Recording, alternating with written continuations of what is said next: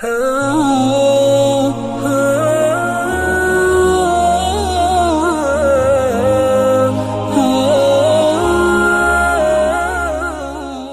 کے نیچے سبسکرائب کے بٹن پہ کلک کریں، بیل کے آئیکن پہ کلک کیجئے تاکہ ہر نئی ویڈیو کی نوٹیفیکیشن آپ کو مل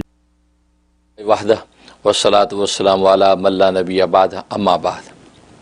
فاعوذ باللہ من الشیطان الرجیم بسم اللہ الرحمن الرحیم وَإِن كَذَّبُوكَ فَقُلْ لِي عَمَلِي وَلَكُمْ عَمَلُكُمْ أَنْتُمْ بَرِيئُونَ مِمَّا أَعْمَلُ وَأَنَا بَرِيءٌ مِمَّا تَعْمَلُونَ صدق اللہ العظیم۔ گفتگو چل رہی تھی سورہ یونس کے بارے میں، اور میں نے عرض کیا تھا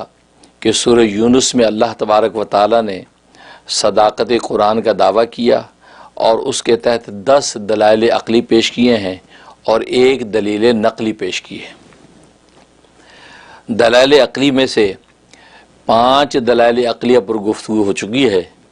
اور ابھی 5ویں دلیل عقلی کے جو ضمنی مضامین ہیں اس پر گفتگو کر رہے ہیں، جس میں اللہ تبارک و تعالی عقلی دلائل کبھی انفسی پیش کرتے ہیں، کبھی آفاقی پیش کرتے ہیں، اور پھر آفاقی میں کبھی جو ہے عرضی پیش کرتے ہیں اور کبھی سماوی پیش کرتے ہیں۔ یہ ساری تفصیلات میں شروع میں آپ کو عرض کر چکا ہوں۔ چنانچہ آج جو ہے اللہ تبارک و تعالی 5ویں عقلی دلیل کے تحت جو ضمنی مضامین تھے ان میں سے ایک ضمنی مضمون تھا کہ سرکار دو عالم صلی اللہ علیہ وسلم کو تسلی، یعنی تسلی خاتم الانبیاء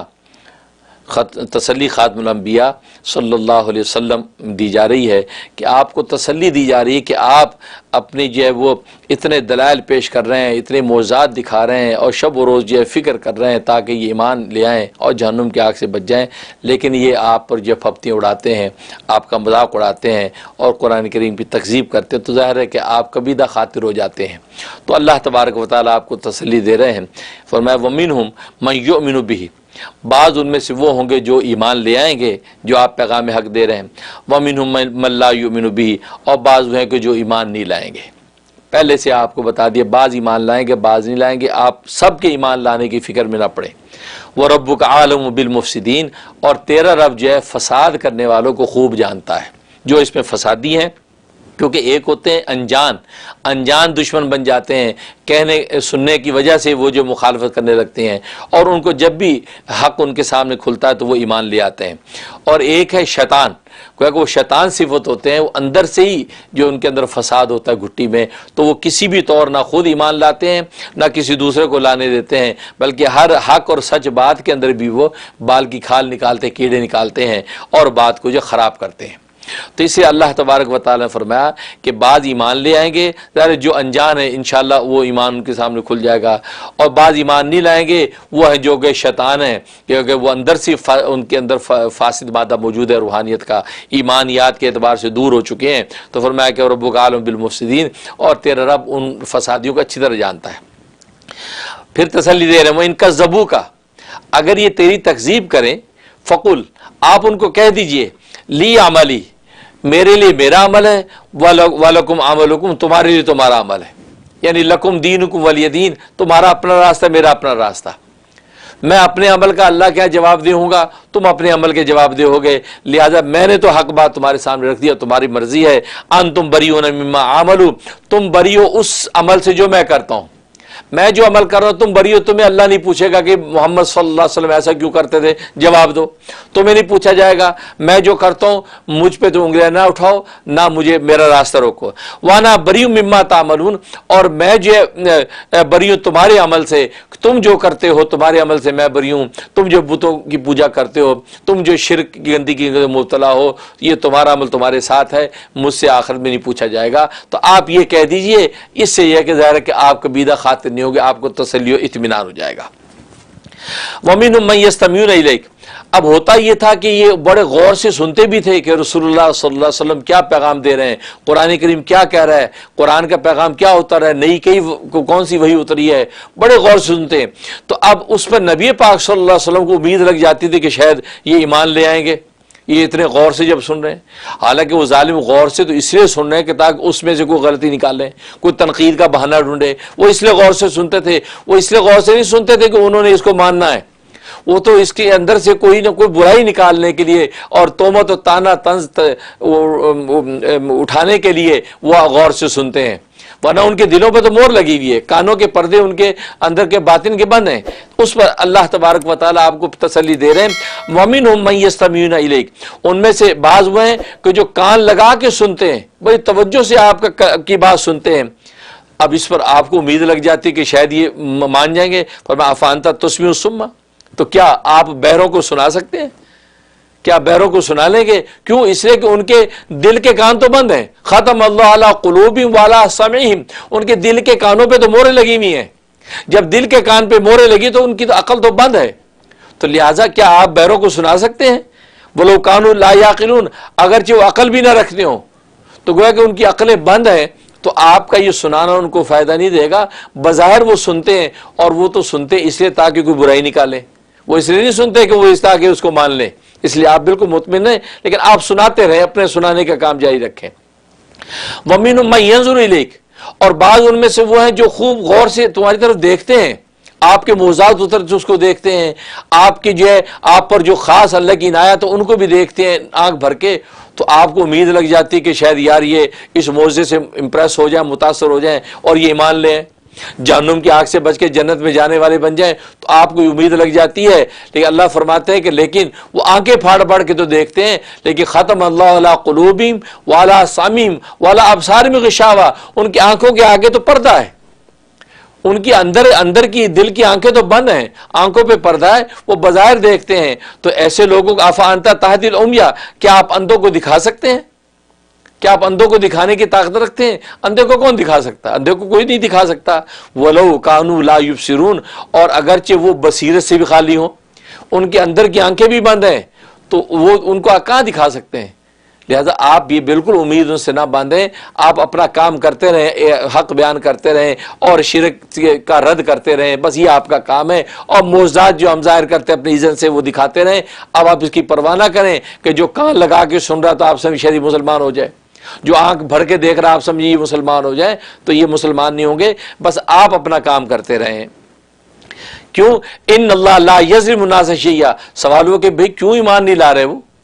جب کھلے معجزے دیکھ رہے ہیں اور کانوں سے حق کو سن رہے ہیں، کیوں نہیں لا رہے؟ اس لیے نہیں لا رہے کہ اصل میں انہوں نے اپنے آپ پہ ظلم یہ کیا کہ جو فطری ہدایت اللہ تبارک و تعالی ان کو عطا کی تھی، انہوں نے اپنی فطری ہدایت کو فنا کر دیا.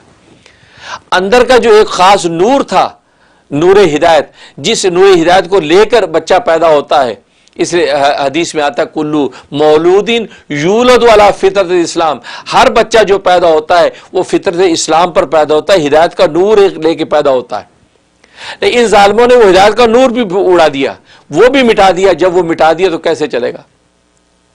اب آپ جانتے ہیں گیزر چلتا ہے، اس کی ایک پائلٹ چلتا رہتا ہے، تھوڑی تھوڑی اس کے اندر جو آگ جلتی رہتی ہے. اگر وہ پائلٹ بھی بجھ جائے تو پھر وہ بند ہو گیا، اب مزید آگ نہیں چلے گی. تو اتنا تو وہ جو معمولی جو رمق تھی جو نور کی لے کر آئے تھے ہدایت کی، ان ظالموں نے وہ بھی بجھا دی. تو انہوں نے اپنی جانوں پہ خود ظلم کیا. اللہ نے کوئی ظلم نہیں کیا، اللہ نے تو ان کو ہدایت کا شمع دے کے بھیجا تھا، اب بڑھانا ان کا کام تھا. اس لیے کہا ان اللہ لا یظلم الناس شیئا، بے شک اللہ تبارک و تعالی انسانوں پر رتی بھر بھی ظلم نہیں کرتے. ولکن الناس انفسهم یظلمون، لیکن لوگ خود ہی اپنی جانوں پر ظلم کرتے ہیں. اور خود ظلم وہی کہ وہ جو رمق تھی جو تھوڑی سی ہدایت کی، وہ ہدایت کی رمق بھی انہوں نے بجھا دی اپنے ماحول اور معاشرے کی وجہ سے. نتیجہ یہ ہوا کہ وہ کہیں کہ نہیں رہے. اس کے بعد یوم یحشرہم کہہ کے تخویف اخروی، یعنی آخرت کا ایک ڈراوا دیا جا رہا ہے. کیونکہ انسان کی نیچر ہے یہ ترغیب ترہیب کے ساتھ جو ہے وہ کسی راہ عمل پر آتا ہے. یا تو ترغیب دیا جنت کی نعمتیں بتائی جائیں تو ترغیب جب ہوتی ہے تو یہ بڑھتا آگے، یا ترہیب یعنی ڈرایا جائے، خوف دلایا جائے کہ دیکھو آخرت میں پکڑ ہوگی، دنیا میں وبال ہوگا، دیکھو پہلی قوم میں کیسے تباہ ہوئی، تم بھی تباہ ہو سکتے ہو. تو یہ انسان کی نیچر ہے کہ خوف لیتا فوراً ہدایت پہ آ سکتا ہے. تو اس لیے تخویف اخروی آخرت کا ڈراوا دیا جا رہا ہے کہ فرمایا کہ یوم یحشرہم، ڈرو اس دن سے جو آخر کا جو دن ہوگا، جس دن جمع کرے گا اللہ تبارک و تعالی ان سب کو میدان حشر میں. یا شروع میدان حشر میں سب کو جمع کرے گا. جب وہاں جمع ہوگے وہ میدان حشر اتنا ہولناک منظر ہوگا کہ کعلم یلبسوا الا ساعۃ من النہار، تو گویا کہ وہ یہ سمجھیں گے کہ ہم تو دنیا میں ایک گھڑی رہے ہیں، یعنی وہاں کا ہولناک مناظر دیکھ کے، وہاں ہیبت و دبدبہ دیکھ کے، تو دنیا کی جو زندگی جس پر آج ریجھ رہے ہیں، مر رہے ہیں، جس کی وجہ سے محمد صلی اللہ علیہ وسلم کی تکذیب کر رہے ہیں اور وہ شرک کے اندر مبتلا ہیں، یہ دنیا کی طویل ترین زندگی بھی ان کو وہاں پر معمولی لگے گی، کیونکہ اتنی بڑی آفتیں وہاں ٹوٹیں گی میدان حشر میں، ایسی وہاں پر ندامت کا ماحول ہوگا کہ گویا کہ فرمایا کَأَلَّمْ يَلْبَسُوا إِلَّا سَاعَةً مِنَ النَّهَارِ، تو گویا کہ وہ یہ سمجھیں گے کہ ہم تو دن کی ایک معمولی گھڑی رہ کے آئے ہیں، دنیا میں تو ہم نے 70 سال 80 سال 100 سال 1000 سال کی زندگی، کوئی زندگی نہیں۔ اب قوم نوح کے لوگ کئی کے 1000 سال زندہ رہے تو کہیں گے یار ہم دنیا میں کچھ بھی نہیں رہے، کیونکہ سامنے ہولناکی اتنی ہوگی۔ جیسے انسان دنیا میں بڑی ناز و نام سے پلتا ہو، لیکن کئی ایسی مصیبت ہولناک آ جائے تو ناز و نام سارے بھول جاتے ہیں، وہ کہتے ہیں زندگی میں کوئی گزارا ہی نہیں ہے، مصیبت ہی مصیبت ہے۔ اس لیے تو ساعت من النہار، دن کی گھڑی، اور اس گھڑی سے کوئی خاص مخصوص متعین وقت نہیں ہے، بلکہ کم سے کم بھی جتنا ایک لمحہ ہو سکتا ہے اس کا احساس ان کو ہونے لگے گا، ہم بالکل دنیا میں معمولی زندگی گزار کے آئے۔ یتعارفون بینہم، اور یہاں تک کہ اس کی وجہ سے ایک دوسرے کو پہچانتے ہوں گے۔ یہ دیکھو اگر انقطاع کا معاملہ بہت کم ہو، یعنی آپ کو زیادہ عرصہ نہ گزرو ایک دوسرے کی ملاقات پر، تو آپ جلدی سے پہچان لیتے ہیں نا۔ ایک تو کہ آپ 50 سال بعد ملے کسی کو تو پہچاننے میں غور کریں گے یار آپ کون ہیں۔ ایک ہے کہ معمولی سا وقفہ ہوا، 8-10 دن 2-4 دن کے بعد ہی آپ کو مل گئے تو آپ پہچان لیں گے نا ایک دوسرے کو۔ فرمایا وہاں پر میدان حشر میں جب یہ جمع ہوں گے، حالانکہ کتنا طویل ترین فاصلہ قیامت تک آنے میں، کسی کا 1000 سال، کسی کا 100 سال، کسی کا 50 سال 70-80 سال، اس کے بعد لیکن میدان حشر میں جب جمع ہوں گے تو فوراً پہچان لیں گے ایک دوسرے کو۔ اس پہچان کی وجہ یہ ہوگی کہ دنیا کا یہ طویل ترین جو وقفہ ان کے لیے معمولی ہوگا، تو معمولی کے وقفے کے بعد تو انسان جب ملتا تو لازمی پہچان لیتا ہے، تو وہاں یتعارفون ایک دوسرے کو پہچانتے بھی ہوں گے۔ اس سے ہولناکی بتائی ہے آخرت میدان حشر کی کہ دنیا کی جو ہے وہ اتنی طویل ترین مدت جو ہے وہ بھی ان کو کم معلوم ہوگی۔ قد خسر الذین کذبوا بلقاء اللہ، بس واقعی جو ہے اس دن جو ہے نقصان اور خسارے میں پڑ جائیں گے وہ لوگ جنہوں نے تکذیب کی اللہ تبارک و تعالیٰ سے کی ملاقات کی، یعنی آخرت میں اللہ سے ملاقات ہوگی، اس کی تکذیب کرتے رہے اور اللہ کے سامنے پیش ہونے سے ڈرے نہیں ہیں، تو نتیجہ یہ ہے کہ وہ انہوں نے نقصان کیا۔ وما کانوا مہتدین، اور یہ ہدایت پانے والے نہیں ہیں، یہ ہدایت پانے والے نہیں ہیں۔ جب اللہ تبارک و تعالیٰ کی ملاقات کا اگر خیال ہوتا تو اللہ تبارک و تعالیٰ ہدایت کا راستے ان کے لیے کھول دیتے۔ وَإِمَّا نُرِيَنَّكَ بَعْضَ الَّذِينَ نَعِدُهُمْ أَوْ نَتَوَفَّيَنَّكَ فَإِلَيْنَا مَرْجِعُهُمْ۔ اب سرکار دو عالم صلی اللہ علیہ وسلم کو پھر تسلی دی جا رہی ہے، فرمایا کہ اگر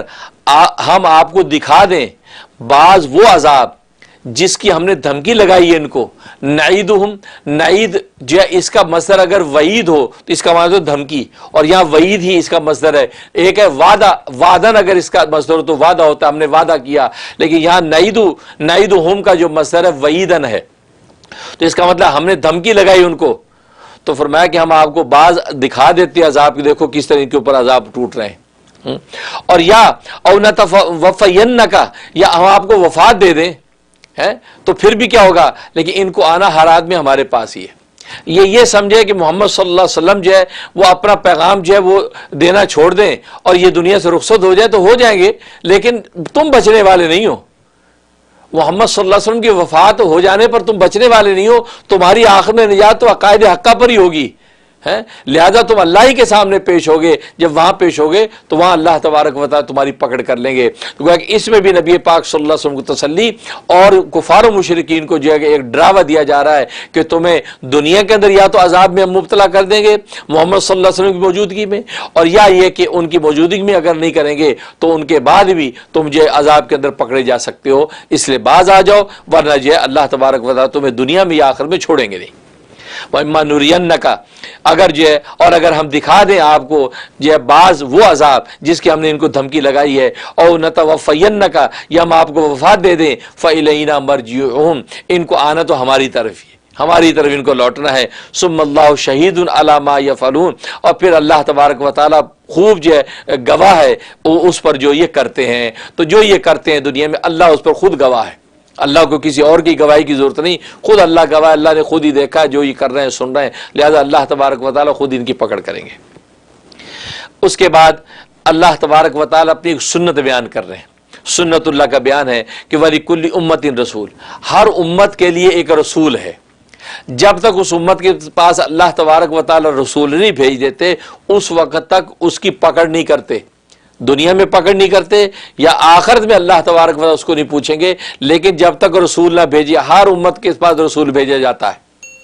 اور پھر یہ کہ اس رسول کو مانتے ہیں تو وہ جو کامیاب ہو جاتے ہیں، جو نہیں مانتے ہیں ظاہر تکذیب کے نتیجے میں پکڑے جاتے ہیں۔ اس لیے یہاں پر علماء نے مفسرین یہاں پہ ایک قاعدہ نکالا ہے کہ جن قوموں کے اندر یا جن ملکوں کے اندر بظاہر ہمیں کوئی رسول جو معروف نظر نہ آتا ہو کہ اس علاقے میں تو کوئی رسول آیا نہیں، اس میں تو کوئی نبی آیا نہیں، لیکن وہاں پر کوئی ہادی گزرے ہوں، کوئی ان کے پیشوا وہاں پہ گزرے ہوں، تو ان پر جھٹ سے کسی قسم کا کوئی تہمت نہ لگائیں۔ ہو سکتا ہے کہ وہ رسول ہو اللہ کی نظر میں، اور یا رسولوں کے نائب ہوں، کیونکہ اللہ جب تک رسول یا رسول کا نائب نہیں بھیجتا اس وقت تک کسی قوم کی پکڑ نہیں کرے گا۔ اور جس جگہ پر اللہ تبارک و تعالی جس قوم میں رسول نہیں بھیجتے، اور ایسی قومیں جو فترت وحی کا زمانہ، جس فترت وحی کے زمانے کے درمیان میں کوئی نبی رسول نہیں آیا، چاہے خود سرکار دو عالم صلی اللہ علیہ وسلم اور حضرت عیسیٰ علیہ السلام کے درمیان میں تقریباً 550 سال کا فاصلہ ہے۔ اب اس دوران کے اندر جو مر گئے لوگ ان کا کون ذمہ دار ہے؟ کوئی رسول ان کو تو ملا نہیں، تو کیا ہوگا؟ فرمایا کہ اس وقت ان کی جو ذاتی استعداد، ذاتی فہم و بصیرت جو ہوگی اس پر اللہ سوال کریں گے۔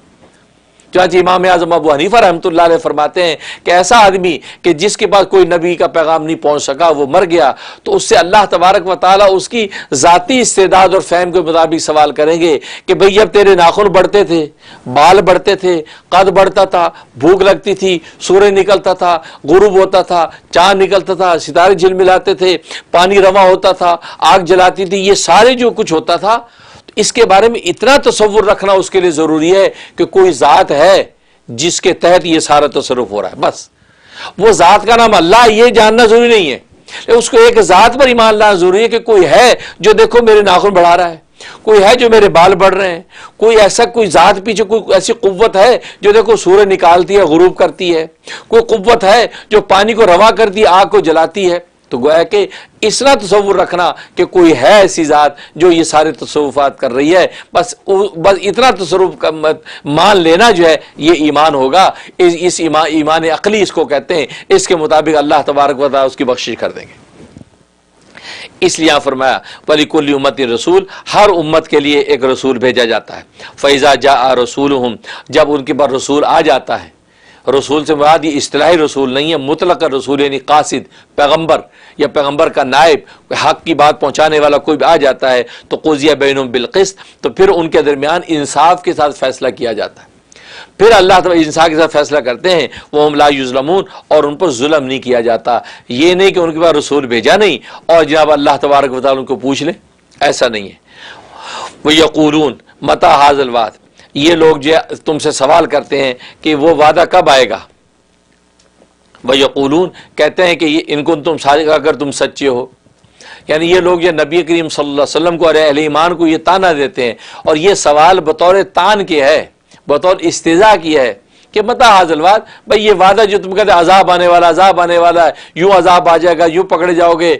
سمود اور فرعون کو اللہ نے یوں پکڑا، تو بھئی متى هذا الوعد، یہ وعدہ کب ہو رہا پورا، کب عذاب آ رہا ہے میاں؟ یہ بطور مذاق استہزاء اور تان کے کہتے ہیں ان کو تم صادقین، اگر تم سچے ہو، اے پیغمبر کے ماننے والے، اگر تم سچے ہو تو کب آئے گا وعدہ، کب ہوگا عذاب؟ اس کا جواب اللہ بتا رہے نبی کو کہ آپ ان کو جواب دیے، قل، تم ان کو جواب دو، لا املک لنفسی ضرا ولا نفع، اے پیغمبر آپ ان کو کہہ دیجئے میں تو اپنی ذات کے لیے کسی نفع نقصان کا مالک نہیں ہوں، میں اپنی ذات کو نہ نقصان پہنچانے پر قادر ہوں، نہ اپنی ذات کو کوئی نفع پہنچانے پر قادر ہوں، الا ما شاء اللہ، مگر جو اللہ چاہے۔ اللہ چاہے تو پھر میں اپنی ذات کو نفع نقصان پہنچا سکتا ہوں اللہ کی مشیت و اذن کے تحت۔ میں تو اپنی ذاتی طور پر، ذاتی اختیار سے تو میں اتنا بے اختیار ہوں کہ اپنی ذات کو کوئی نفع نقصان نہیں پہنچا سکتا اللہ کی مشیت کے بغیر۔ چاہے کہ میں اپنی مرضی کے مطابق تمہیں عذاب کی خبر دے دوں کہ عذاب آ گیا، یا فلاں وقت عذاب آ گیا، یا عذاب نازل کر دوں، تو یہ تو اللہ کی مشیت کے تابع ہے، اللہ تبارک و تعالی جب چاہیں گے عذاب اترے گا۔ یہ جواب، اور یہ نبی پاک صلی اللہ علیہ وسلم کی یہ جو بے اختیاری ہے، یہی ابدیت کی اعلیٰ شان ہے۔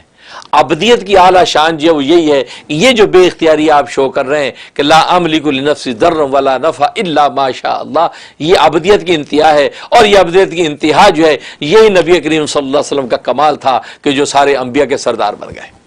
آپ کی ابدیت کے سامنے کسی کی ابدیت ٹھہر نہیں سکتی، اس قدر آپ کی ابدیت کا عالم تھا۔ اس لیے فرمایا کہ لا املک، یہ کوئی عیب کی بات نہیں بلکہ آپ کے انتہائی کمال کی علامت ہے۔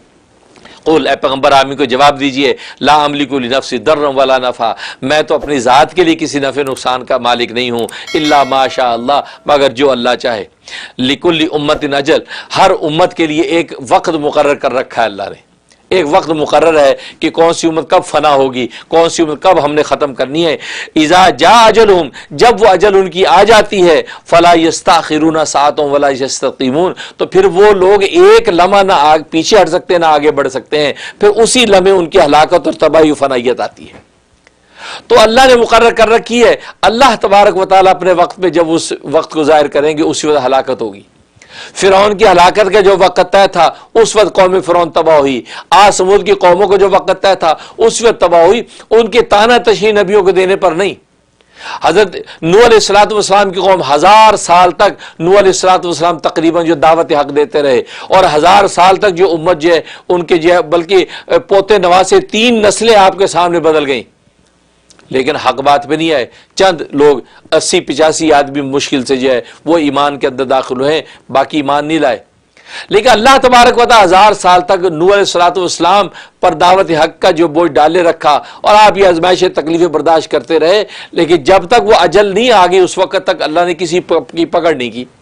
جب اجل آ گئی تو پھر اللہ نے چھوڑا نہیں کسی کو۔ پھر وہی بات، فلا یستاخرون ساعۃ ولا یستقدمون، پھر ایک لمحہ نہ آگے ہوئے نہ پیچھے ہوئے، پورے عالم کے اندر جو ہے طوفان نوح ایسا آیا کہ چن چن کے جو ہلاک کر دیے گئے۔ اس لیے کہا لکل امت اجل، ہر امت کے لیے اللہ نے ایک معین وقت قائم کر رکھا ہے، اور امت سے مراد امت وہی مکلف کہ انبیاء کرام علیہ الصلوۃ والسلام جن کو دعوت حق دیتے ہیں۔ اذا جاء اجلہم، جب وہ اجل آ جاتی ہے، وہ وقت معین آ جاتا ہے، تو فلا یستاخرون ساعۃ، وہ پھر ایک گھڑی بھی نہ جو وہ پیچھے ہٹ سکتے ہیں، ولا یستقدمون، نہ آگے بڑھ سکتے ہیں۔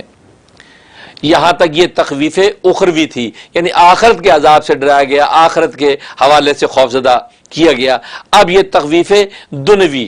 دنیاوی عذاب سے ڈرایا جا رہا ہے کہ دنیا کے اندر بھی اگر اس طرح پکڑ آ گئی تو کیا بنے گا۔ کیونکہ انسان کی نیچر یہ ہے کہ اگر صرف آخرت پہ رکھا جائے تو سوچتے چلو یار آخرت میں ہوگا، دیکھی جائے گی یار، پھر کر لیں گے یار توبہ، لیکن یہ کہا جائے نہیں دنیا میں بھی کسی ٹائم پکڑ ہو سکتی ہے، تو اب یہ خوفزدہ ہوگا کہ ہاں یار کیا پتہ بھائی کہ کون سے گناہ کرنے وقت پکڑا جاؤں۔ اسے اللہ تبارک و تعالیٰ تخویف دنوی یہاں سے بتا رہے، قل، اے پیغمبر آپ ان کو کہہ دیجئے، ارأیتم ان اتاکم عذاب بیاتن او نہارن ماذا یستعجل منہ المجرمون، کہ ان سے کہہ دیجئے کہ ذرا بتاؤ تم،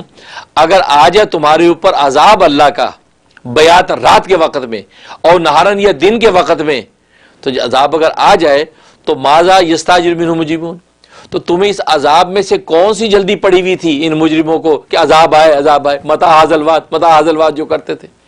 کیونکہ دیکھو متى هذا الوعد کے وعدہ کب پورا ہوگا، کب عذاب آئے گا، تو یہ آدمی اس وقت پوچھتا ہے کہ جس وقت اس کو اس میں سے کوئی بینیفٹ نظر آئے، تو بھی کون سا اس میں سے بینیفٹ آپ کو عذاب میں سے ملنا تھا کہ جس کا تمہیں بڑا انتظار تھا بھائی۔ اس لیے کہا کہ آپ ان سے پوچھئے، تم ذرا بتاؤ تو صحیح، اگر تمہارے اوپر اللہ کا عذاب آ جائے رات میں یا دن میں کسی ٹائم، تو عذاب آ جائے تو ماذا یستعجل منہ المجرمون، تو تم بتاؤ کون سی ایسی چیز تھی عذاب میں جو تمہارے لیے قابل رغبت تھی، جس کا انتظار تمہیں تھا، بتاؤ تو صحیح۔ تو فرمایا کہ ماذا یستعجل، تو کون سی ایسی چیز تھی کہ جس کی وجہ سے جو ہے یہ مجرم لوگ جو ہے اس کی جلدی میں چاہ رہے تھے۔ ثم اذا ما وقع آمنتم بھی، اور پھر جب وہ عذاب آ ہی چکے گا اب تم ایمان لاؤ گے۔ ایک تو کہ پہلے سے ہم تمہیں کہہ رہے ہیں کہ عذاب آ جائے گا، اگر آ ہی چکا عذاب آمنتم، اب ایمان لاؤ گے، تو تمہیں کہا جائے گا آلآن، لو اب لا ایمان تم، لیکن اب ٹو لیٹ، آج کی زبان میں ٹو لیٹ، اب یہ ٹو لیٹ ہو گیا، اب تمہارے ایمان لانے کا فائدہ نہیں، کیونکہ یہ ایمان اضطراری ہوگا، اور اضطراری ایمان کا اعتبار نہیں۔ کوئی انسان جب مرنے لگتا ہے اور سکرات کی کیفیت ظاہر ہو جائے اور احوال موت سامنے آ جائیں اور جہنم دوزخ کے دروازے کھلے نظر آ جائیں، اب اگر ایمان لائے تو اس کو ایمان اضطراری کہتے ہیں۔ یہ مضطر ہو کر مجبور ہو کر ایمان لا رہا ہے، یہ سب کچھ دیکھ کر ایمان لا رہا ہے، اب اس ایمان کا اعتبار نہیں، کیونکہ ایمان بالغیب کی قیمت ہے۔ یؤمنون بالغیب کہنے مخبر صادق نے کہہ دیا، اس کو سن کر جب ایمان لاتے تو ایمان معتبر تھا، وہ ایمان اختیاری تھا۔ یہ جو ایمان اضطراری ہے، ایمان اضطراری معتبر نہیں ہے۔ اس لیے کہا کہ اسم اذا ما وقع، تو کیا جب وہ واقع ہو چکے گا عذاب، آمنتم بھی، تب تم ایمان لاؤ گے؟ تو پھر تمہیں یہ کہا جائے گا آلانا، اب مانے تم، اب لا ایمان، وقد کنتم بھی تستعجلون، اور جبکہ پہلے تم اسی عذاب کی جلدی مچا رہے تھے کہ متی ھذا الوعد، کب آئے گا عذاب، کب آئے گا؟ جب آ گیا تو کہتا ہو اب ایمان لا رہے، مان رہے ہیں، تو اس کا اعتبار نہیں۔ جیسے فرعون جو ہے پہلے تو کہتا ہے کہاں ہے موسیٰ کا رب کہاں ہے بھائی، ہم تو موسیٰ کے رب سے بہتر ہیں، لیکن جب موسیٰ کے رب نے پکڑا اور مقررہ مدت وہ میعاد آ گئی، جب وہاں پکڑا، اب جب ڈبکیاں کھائیں دریائے نیل میں، اب ایمان لے آئے، اب کہنے لگا میں ایمان لاتا ہوں موسیٰ کے رب پہ، بنی اسرائیل کے رب پہ، تو اللہ نے قبول کیا؟ نہیں، وہ ایمان اضطراری تھا، اضطراری ایمان موت پر نہیں ہے۔ ثم قیل للذین ظلموا، اور پھر کہا جائے گا ان لوگوں سے جنہوں نے ظلم کیا،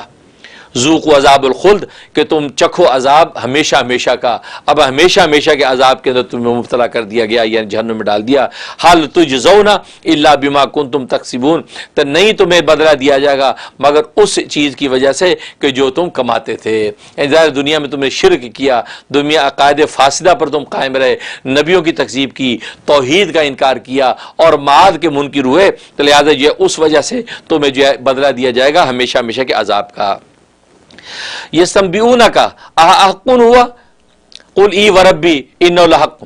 اب کہتے ہیں یہ آپ سے سوال کرتے ہیں کیا واقعی عذاب آئے گا، واقعی یہ آخرت کے دن ہوگا؟ یعنی حیران ہو کہ تم سے سوال کرتے ہیں، اور یہ جو سوال ہے یہ تحقیق کے لیے نہیں ہے، یعنی تعمیل کے لیے نہیں، بلکہ تنقید کے لیے، یہ بطور تنقید کے لیے، استہزاء کے لیے سوال کرتے ہیں۔ یستنبئونک، یہ آپ سے دریافت کرتے ہیں، سوال کرتے ہیں، احق ہوا، کیا وہ عذاب بالکل برحق ہے، واقعی عذاب آ جائے گا؟ تو قل، اے پیغمبر آپ کہہ دیجئے ای ورب، ای کا ترجمہ گویا کہ اردو میں ہاں ہاں، جیسے ہم کہتے ہیں ہاں ہاں، یہ تاکید سے کہتے ہیں نا، ہاں ہاں بالکل ہوگا، تو ای عربی میں اسی معنی میں استعمال کیا جائے۔ قل، پیغمبر آپ کہہ دیے ہاں ہاں، وربی، مجھے اپنے رب کی قسم، انہ لحق، بے شک وہ عذاب بالکل برحق ہو کے رہے گا۔ یعنی اتنا، یعنی تاکید دیکھو، طاقت اور زور دیکھو ان الفاظ میں جو قرآن نے بیان کیے، کہ یہ تم سے پوچھتے احق ہوا، کیا وہ عذاب حق ہے، آئے گا، واقعی ہوگا؟ آپ فرمایا قل ای، آپ کہے ہاں ہاں بالکل، وربی، مجھے اپنے رب کی قسم، انہ لحق، وہ بالکل برحق ہے، وما انتم بمعجزین، اور تم اللہ کو ہرا نہیں سکتے۔ تم کچھ ایسا کر لو کہ اللہ کا عذاب رک جائے تو ہرا نہیں سکتے، تم جو اس عذاب میں مبتلا ہو کے رہو گے، اور اللہ کو تم عاجز نہیں کر سکتے، وما انتم بمعجزین، تم اللہ کو عاجز نہیں کر سکتے۔ ولو ان لکل نفس ظلمت، اگر پھر اچھا اس وقت کیا عالم ہوگا؟ تو وہ ظالم لوگ یہ سوچیں گے کہ یار کوئی ایسی صورت ہو کہ یار کچھ دے دلا کے کام بن جائے، جیسے دنیا کے اندر کوئی دے دلا کے چھٹکارا ہو جاتا ہے، کسی کو آپ نے ناحق قتل کر دیا کہ یار اس کے بدلے میں پیسے دے دلا کے دیے دے دلا کے چھٹکارا ہو جائے، تو لہذا اس وقت تو فرمایا کہ وہ ظالم جو لوگ ہیں اس وقت اگر پوری زمین بھی دولت و خزانے سے بھری ہوئی ان کو مل جائے تو ان کی خواہش ہوگی ہم دے دلا کے بچ جائیں، فرمایا کہ اس سے بھی فائدہ نہیں ہوگا۔ وَلَوْ أَنَّ لِكُلِّ نَفْسٍ، اگر ہو ہر نفس کے لیے، ظلمت، جنہوں نے اپنے آپ کو ظلم کیا، اور یہ ظلم کیا یعنی شرک میں مبتلا ہوئے، ما فی الارض، جو کچھ زمین میں، اتنی دولت، ہر ظالم کے لیے اتنی دولت ہو جائے، زمین بھر کر دولت ان کی ہو جائے، لفتدت بھی، اور ان کا دل چاہے کہ ہم اس کو فدیہ کر دیں، فدیہ دے دیں، اس دولت کے بدلے میں ہم بچ جائیں۔ وہ اثر الندامت، اور حالت ان کی ہوگی کہ وہ اپنی جو ہے وہ ندامت کو چھپائیں گے، اول والا میں اپنے ندامت کو چھپائیں گے تاکہ شرمندگی شو نہ ہو کہ یار آپ کے چہروں سے خوف اور شرمندگی ٹپک رہی ہے، چھپائیں گے لما راو العذاب، جب وہ عذاب کو دیکھیں گے۔ ادھر خواہش ہوگی فدیہ دے دیں زمین بھر کے خزانے، ادھر جو اپنے ندام پہ شمع کی شبا کے اہم خام کا کھوکھلے جو نعرے لگائیں گے۔ فرمایا کہ جب عذاب کو دیکھیں گے لیکن وہ قضیہ بینہم بالقسط، ان کے درمیان انصاف کے ساتھ فیصلہ کر دیا جائے گا، فیصلہ کر دیا جائے گا، بچیں گے نہیں۔ وَهُمْ لَا يُظْلَمُونَ، ہاں ظلم نہیں کیا جائے گا۔ اس لیے اہل جنت کے ساتھ نیکوں کے ساتھ اللہ کا معاملہ عدل فضل کا ہوگا، اور اہل جہنم کے ساتھ معاملہ عدل کا ہوگا۔ ظلم اللہ تبارک و تعالیٰ کسی بھی نہیں فرمائیں گے۔ تو اس وقت یہ ظالم ساری زمین بھر کے سونا اور دولت جو ہے فدیہ دینے چاہیں گے اور ندامتوں کو چھپائیں گے جب آپ کو دیکھیں گے، لیکن فیصلہ انصاف کے ساتھ ہوگا۔ اب نہ تمہارے فدیے قبول ہوں گے اور نہ تمہاری ندامتیں اب چھپیں گی، اب تمہیں جو ہے جہنم کا ہولناک عذاب دیکھنا پڑے گا۔ یہاں تک یہ دلیل عقلی نمبر 5 جو ہے وہ اس کی ساری گفتگو مکمل ہوئی۔ اب دلیل عقلی نمبر 6 شروع کر رہے ہیں۔ الا ان للہ ما فی السماوات والارض، خبر کان کھول کے سن لو، بے شک اللہ ہی کے لیے ہے جو کچھ آسمانوں میں جو کچھ زمینوں میں ہے۔ آسمانوں زمینوں میں جو کچھ ہے اس کا مالک کون ہے؟ تنہا اللہ تبارک و تعالیٰ کی ذات ہے۔ الا ان وعد اللہ حق، بے شک جو ہے اللہ تبارک و تعالیٰ کا وعدہ بالکل برحق ہے۔ کان کھول کر سن لو، اللہ کا وعدہ بالکل برحق ہے۔ ولیکن اکثرهم لا یعلمون، لیکن اکثر اس کو جانتے نہیں ہیں، وہ اپنے فہم سے کام لیتے نہیں ہیں، وہ جناب یہ ٹامک ٹوئیاں اپنی مارتے ہیں اور دنیا کے اندر جو ہے وہ شرک اور جو ہے وہ اناد کے اندر مبتلا ہے۔ اور اللہ کی ذات یہ ہے وہ یحیی و یمیت، وہ زندہ کرتا ہے، وہ یمیت وہی مارتا ہے، وہ الیہ ترجعون، اور اسی کی طرف جو ہے وہ لوٹائے جائیں گے، یعنی تم سب اسی کی لوٹ کر جاؤ گے اور اس کے سامنے تمہیں اپنے کیے کا جواب دینا ہے۔ یا ایھا الناس، اے لوگو، قد جاءتکم موعظۃ من ربکم، اب یہ قرآن کریم کا اوصاف ذکر کر رہے ہیں۔ اے لوگو قد جاءتکم موعظۃ من ربکم، تحقیق کہ آ چکی تمہارے پاس جو ہے ایک نصیحت تمہارے رب کی طرف سے، ایک نصیحت نامہ تمہارے رب کی طرف سے تمہارے پاس آ چکا ہے۔ وشفاء لما فی الصدور، جو شفا ہے، جو شفا ہے اس چیز کے لیے جو تمہارے سینوں میں ہے، تمہارے سینوں کی شفا۔ وہدن، اور یہ ہدایت نامہ ہے۔ ورحمت للمؤمنین، رحمت ایمان والوں کے لیے۔ یہ قرآن کریم کے 4 اوصاف ذکر کر دیے۔ ایک فرمایا معجزہ ہے، دوسرا فرمایا شفا ہے، تیسرا فرمایا ہدن یعنی ہدایت ہے، چوتھا فرمایا رحمت ہے۔ گویا کہ یہ 4 جو ہے یہ 4 منازل ہیں۔ یہ قرآن کریم کے برکت سے انسانوں کو 4 روحانی منازل ملتے ہیں۔ ان 4 مراتب اور منازل کا ذکر کیا۔ پہلا معجزہ، معجزہ کا مطلب یہ کہ یہ واعظ اور نصیحت ہے، مطلب یہ معجزۃ من ربکم، مطلب یہ تمہاری ظاہری تہذیب کو درست کرتا ہے، ظاہری تہذیب کو درست کرتا ہے، یعنی تمہیں گناہوں سے بچاتا ہے، اعمال بد سے بچاتا ہے، یعنی تمہیں جو ہے ظاہری طور پر جو ہے تمہیں نیکی کی طرف لے کر جاتا ہے۔ وشفاء لما فی الصدور، دوسرا تہذیب باطنی، یہ باطنی تہذیب اندر سے بھی تمہیں پاکیزہ و شفاف کرتا ہے، عقائد فاسدہ تمہارے دور کرتا ہے، شرک کی نفرت پیدا کرتا ہے اور نیکی کے ساتھ جو تمہارے دل کو ابھارتا ہے، یہ شفا ہے۔ وہدن، اور ہدایت ہے۔ ہدایت، اب یہ تیسرا، ہدایت کا مطلب ظاہری اخلاق تمہیں اخلاق حسنہ کے ساتھ مزین کرتا ہے قرآن، کہ تمہیں بیٹھنا کیسے ہے، بات کیسے کرنی ہے، مجلس و برخاست تمہاری کیسے ہو، سامنے والے کے حقوق کیا ہیں اور اللہ کا حق کیا ہے، یہ ساری تفصیلات ظاہری اخلاق حسنہ جو ہے یہ تمہیں قرآن کریم عطا کرتا ہے۔ وَرَحْمَةٌ لِّلْمُؤْمِنِينَ، اور چوتھا مرتبہ جو ہے کہ انوار، جب یہ تینوں مرتبے انسان حاصل کر لیتا ہے تو چوتھا مرتبہ اللہ رحمت کا عطا کرتے ہیں، اللہ اپنے انوار محبت سے اس کو مزین کر دیتے ہیں، انوار محبت سے روشن ہو جاتا ہے، کہ وہ مومن ظاہر و باطن سے اللہ تبارک و تعالیٰ کی محبت و تجلی سے منور ہو جاتا ہے۔ تو یہ 4 مراتب اصل میں ذکر کیے ہیں جو قرآن کریم کے ذریعے سے جو بندے کو حاصل ہو جاتے ہیں۔ قل، اے پیغمبر آپ کہہ دیجئے، بفضل اللہ و برحمتہ، بس اللہ کے فضل کے ساتھ، وبرحمتہ، اس کی رحمت کے ساتھ، فبذالک فلیفرحوا، بس اسی پر جو ہے سب لوگوں کو خوش ہونا چاہیے۔ یہ قرآن کریم تمہیں جو دے دیا، یہ قرآن کریم کی جو دولت دی، بفضل اللہ، اللہ کا فضل، اللہ کے فضل سے مراد جو ہے یہ قرآن کریم، برحمتہ سے مراد قرآن کریم، کیونکہ قرآن کریم جو ہے اپنی فضل و رحمت اس کو قرار دیا کہ یہ فضل و رحمت اللہ تبارک و تعالی تمہیں دیا۔ اور ایک قول یہ ہے کہ بفضل اللہ و برحمتہ، بفضل اللہ سے مراد جو اسلام ہے، اور برحمتی سے مراد قرآن کریم ہے جو رحمت للمومنین کا تو رحمت، تو اسلام اور قرآن یہ جو اللہ تبارک و تعالیٰ تمہیں دیا یہ اتنی بڑی رحمت ہے کہ فبذالک فلیفرحوا، تمہیں اس پر جو تمہیں خوش ہونا چاہیے، یہ کہا۔ اور ایک جو عبداللہ ابن عباس رضی اللہ عنہ کی روایت ہے، بفضل اللہ سے مراد جو ہے وہ اسلام، اور برحمتی سے مراد پیغمبر اسلام، کیونکہ نبی کریم صلی اللہ علیہ وسلم کو دوسرے مقام پر رحمت للعالمین کہا کہ سارے جہانوں کے لیے رحمت ہے، تو یہاں برحمتی مراد وہ رحمت ہے، یعنی نبی کریم صلی اللہ علیہ وسلم، اسلام اور پیغمبر اسلام یا قرآن اور پیغمبر قرآن، یہ جو دونوں نعمتیں اللہ تبارک و تعالیٰ نے تمہیں دی ہیں، فبذالک فلیفرحوا، تمہیں چاہیے اس نعمت پر تم خوش ہو جاؤ،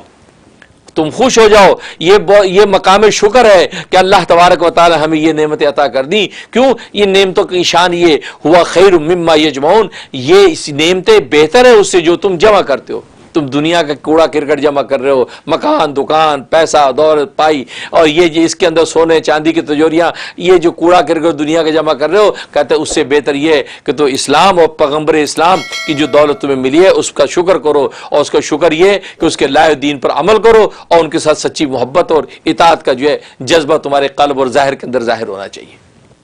اس چیز کو بتایا، اس لیے فرمایا کہ فلیفرحوا وبذالک فلیفرحوا، چاہیے کہ اس سے تم لوگ خوش ہوں، ہوا خیر مما یجمعون، اور یہ جو ہے وہ بہتر ہے اس سے جو یہ جمع کرتے ہیں۔ قل، اے پیغمبر آپ ان سے پوچھئے، ارأیتم، کیا تم بتاؤ ذرا، تم ما انزل اللہ لکم من رزق، جو اللہ تبارک و تعالی نے رزق نازل کیا، یعنی جو کھانے پینا جو دنیا میں نازل کیا، فجعلتم منہ حراما وحلالا، اور پھر تم نے اس میں سے بعض کو حلال کر لیا بعض کو حرام کر لیا۔ اللہ تبارک و تعالیٰ نے تو تمہیں نہیں بتایا تھا کہ حلال یہ حرام ہے، اللہ نے تمہیں حلال ایک چیز پیش کر دی، دنیا میں نازل کی نعمتیں، تم خود ہی اس میں بعض کو حرام کرتے پھرتے ہو اور بعض کو اپنے لیے حلال کرتے پھرتے ہو۔ قل، اے پیغمبر آپ ان سے پوچھئے، اللہ اذن لکم، کیا اللہ نے تمہیں اجازت دی تھی اس بات کی کہ بعض کو حرام کر لو اپنے پر، بعض کو حلال کر لو؟ کس نے اجازت دی ہے؟ امر اللہ تفترون، یا یہ کہ تم اللہ پر تہمت لگا رہے ہو، تم خود ہی اللہ پر منسوب کر کے اللہ نے یہ حرام کر دیا حلال کر دیا؟ نہیں، حلال حرام جو اللہ تبارک و تعالیٰ کے ہاتھ میں ہے۔ اللہ تبارک و تعالیٰ نے جس کو حرام کیا حرام کیا، جس کو حلال کیا حلال کیا۔ تمہیں حلال حرام کرنے کی اجازت نہیں ہے، لیکن تم نے یہ کیا کہ اللہ تبارک و تعالیٰ کی ناشکری کی اور تم نے حلال حرام خود ہی بنا لیا۔ وما ظن الذین یفترون علی اللہ الکذب یوم القیامہ، اور کیا روز قیامت کے حوالے سے تمہارا گمان کیا ہے کہ تم جو اللہ تبارک و تعالیٰ پر جھوٹ باندھتے رہتے ہو، اللہ پر جھوٹ باندھتے رہتے ہو کہ قیامت آئے گی کہ نہیں آئے گی؟ نہیں، فرمایا کہ کیا روز قیامت کی نسبت ان لوگوں کے خیال ہے کہ جو اللہ پر جھوٹ گھڑتے رہتے ہیں، تو گویا کہ قیامت کے بارے میں یہ خیال رکھتے ہیں؟ فرمایا کہ ان اللہ لذو فضل علی الناس، لیکن بے شک اللہ تبارک و تعالیٰ خوب جو ہے فضل والا ہے لوگوں پر، ولیکن اکثرہم لا یشکرون، لیکن اکثر ان کے لوگ جو ہے ناشکر ہیں، شکر نہیں کرتے۔ تو گویا کہ یہ ناشکرے ہیں، تو گویا کہ یہ حقیقت واضح کر دی کہ اللہ تبارک و تعالیٰ نے ان پر انعامات ظاہری بات نہیں کی کمی چھوڑی نہیں ہے، لیکن ان کی حالت یہ ہے کہ یہ ناشکریاں کرتے ہیں اور اللہ تبارک و تعالیٰ کی آخرت کے دن کا انکار کرتے ہیں اور ملاقات سے منکر ہیں، لیکن کل روز قیامت میں یہ ہولناک عذاب کو بھی چکھیں گے اور دنیا کے اندر بھی رسوا ہوں گے۔ تو یہاں تک یہ گفتگو ہوئی، آگے وہ ما تکون فی شأن سے آگے اگلا موضوع انشاءاللہ آئندہ بیان کریں گے۔ اللہ سے دعا ہے کہ اللہ تبارک و تعالیٰ ان مضامین حقہ کو سمجھنے کی توفیق عطا فرمائے، اور اللہ تبارک و تعالیٰ قرآن کریم کے حقائق، معارف اور اس کی جو اسرار رموز جو ہے اس پر عمل کرنے کی توفیق عطا فرمائے۔ وآخر دعوانا الحمدللہ رب العالمین۔